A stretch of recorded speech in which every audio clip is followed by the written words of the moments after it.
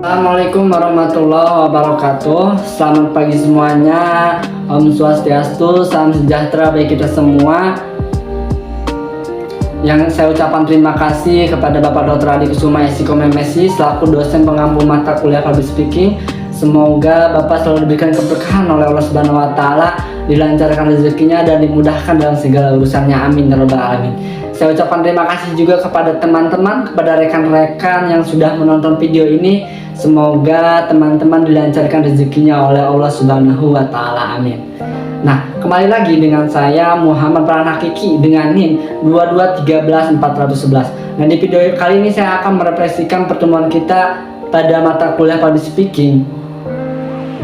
Pada mata kuliah Public Speaking tepatnya pada hari Selasa tanggal 29 April 2025. Nah, seperti biasa kita masuk jam 10, tetapi pada hari itu Bapak Adi Kusuma tidak bisa membersama kita sampai akhir di kelas dikarenakan Pak Adi mempunyai agenda tersendiri ataupun hal urgent yang tidak bisa ditinggalkan. Dan Pak Adi juga memberikan tugas kepada kami materi ataupun berupa PowerPoint gitu ya, yang mana kami harus mengkaji atau menelaah ataupun membahas secara mandiri gitu ya terkait materi atau PowerPoint tersebut. Nah, dalam PowerPoint ini membahas tentang public speaking ya, dikarenakan kan mata kuliah kita kan tentang public speaking. Nah, itu yang di dalam PowerPoint itu membahas tentang berbicara ataupun presentasi. Nah, tentunya berbicara ini ada dua ranah gitu. Yang pertama ranah private, yang kedua ranah public. Nah, apa sih berbicara di ranah private dan apa sih berbicara di ranah public? Yang pertama berbicara di ranah private. Nah, berbicara di ranah private ini berbicara kepada keluarga kita, berbicara kepada saudara kita, berbicara kepada teman kita, berbicara kepada sahabat kita, atau dalam artian kita berbicara kepada orang-orang yang sudah kita ketahui, orang-orang yang sudah kita kenal. Nah, sedangkan berbicara di ranah publik itu berbicara kepada kuantitasnya itu lebih besar dibandingkan berbicara di ranah private, karena kita berbicaranya itu kepada orang-orang yang belum kita ketahui gitu, kepada orang lain dalam hal seminar ataupun presentasi yang mana cangkupan atau kuantitasnya lebih besar gitu. Nah, selanjutnya bagaimana sih cara kita membedakan antara berbicara di ranah private dan berbicara di ranah publik? Nah, yang pertama yang membedakan adalah keberagaman orang-orang. Nah, orang-orang yang menyaksikan atau orang yang melihat kita yang sedang ketika kita sedang berbicara gitu.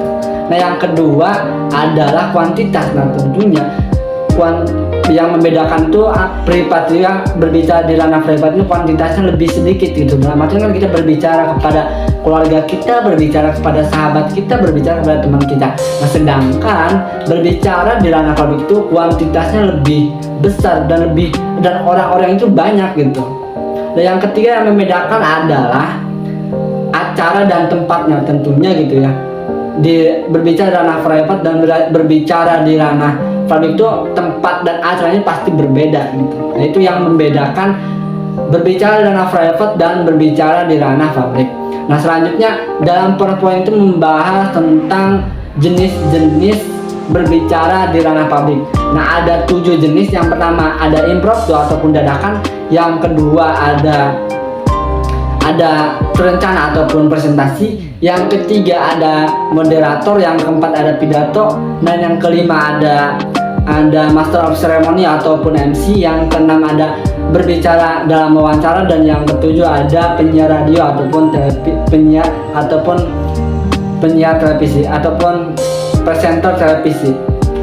Nah, yang pertama adalah impromptu atau dadakan. Nah, sesuai dengan namanya dadakan ataupun ketika kita menyampaikan itu secara spontan dan materinya itu belum kita dipersiapkan gitu, apa yang kita omong itu kita belum mempersiapkan hal tersebut gitu. Nah, bagaimana cara mengatasi impromptu? Yang pertama cara mengatasi impromptu ini kita harus nekat gitu, kita harus nekat berbicara, karena dengan nekat itu bisa memberanikan, menimbulkan kepercayaan diri kita ketika kita ditunjuk ataupun maju sendiri ketika kita berbicara cara impromptu gitu ya. Nah, biasanya sih impromptu ini adalah orang-orang yang sudah berpengalaman gitu berbicara di halayak ramai gitu ya. Nah, yang kedua ada terencana ataupun presentasi. Nah, terencana ataupun presentasi ini adalah sudah jelas gitu ya. Presentasi itu kan berencana gitu, baik dari schedule dan lain sebagainya udah tersusun rapi gitu ya, dari tempat, kemudian dari materi, kemudian dari audiens, kemudian dari acara juga udah jelas gitu, kayak seminar ataupun dan lain sebagainya gitu udah jelas gitu ya, waktunya juga udah jelas gitu. Nah, yang ketiga itu ada moderator. Nah, seperti yang kita ketahui gitu, moderator ini adalah ketika ada seorang yang memandu ataupun orang yang memandu acara gitu, baik dari membuka dan menutup gitu. Tapi seorang moderator juga mengintervensi audiens gitu, bisa mempersilahkan audiens untuk bertanya, kemudian untuk berbicara gitu ya, dan menghentikan audiens untuk berbicara gitu. Intinya moderator itu bisa mengintervensi audiens gitu ya.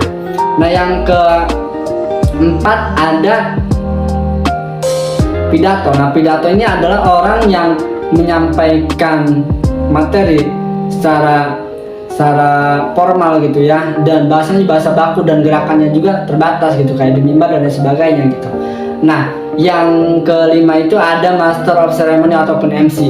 Nah, biasanya orang-orang itu menyamakan gitu antara MC dan antara moderator, tapi itu kan suatu hal yang sangat berbeda tentunya gitu, hanya saja basicnya yang sama gitu. Nah, kalau MC ini sebetulnya tidak bisa mengintervensi audiens, dikarenakan dia hanya memandu acara dan mulai dari membuka sampai menutup gitu, tanpa mengintervensi audiens. Tidak ada berhak gitu ya, sedangkan moderator berhak mengintervensi audiens gitu. Nah, yang keenam ada berbicara dalam wawancara. Nah, ada dua tokoh dalam wawancara. Yang pertama pewawancara dan yang kedua adalah orang yang diwawancarai. Nah, yang terakhir ada penyiar radio dan presenter TV. Nah, selanjutnya dalam PowerPoint ini juga membahas tentang demam panggung. Nah, tentunya gitu ya, ketika kita berbicara di depan umum, kita berbicara di depan kelas, tentunya kita mengalami demam panggung gitu. Dalam artian apa sih? Dalam artian kita pasti mengalami demam panggung gitu ya. Nah, apa sih gejala ataupun tanda-tanda demam panggung ini? Nah, gejala atau tanda-tanda demam panggung ini, yang pertama kita merasa gelisah, yang kedua kita sakit perut ataupun kita ingin ke kamar mandi terus, yang ketiga blank gitu ya, deg-degan, takut dan sebagainya gitu ya. Nah, bagaimana cara mengatasi demam panggung? Nah, cara mengatasi demam panggung yang pertama itu menguasai materi. Tentunya seorang pembicara ataupun seorang presenter itu harus menguasai isi materi yang akan disampaikan. Nah, sehingga ketika kita menguasai isi dari yang kita sampaikan, itu kita akan lebih percaya diri gitu ya. Nah, kita jangan hanya menghafal, tapi kita benar-benar memahami isi yang akan kita sampaikan. Nah, setelah itu apa yang kedua? Cara mengatasi yang kedua, kita harus percaya diri, kita harus pede ketika kita menyampaikan materi yang akan kita sampaikan. Nah, setelah pede itu kita akan menimbulkan ketenangan pada diri kita gitu.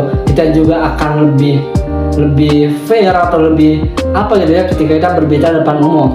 Nah, yang ketiga, kita harus datang lebih awal. Kenapa harus datang lebih awal 1 jam ataupun 2 jam sebelumnya? Karena kita bisa mengetahui tata letak tempat kita berbicara. Kemudian kita bisa mengetahui karakter dari audiens itu. Kemudian kita juga bisa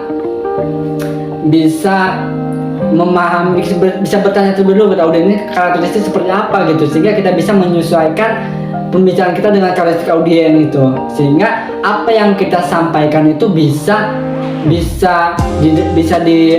diterima dengan baik gitu ya. Nah, mungkin hanya ini refleksian pertemuan minggu kemarin. Saya ucapkan terima kasih kepada semuanya. Terima kasih. Wassalamualaikum warahmatullahi wabarakatuh.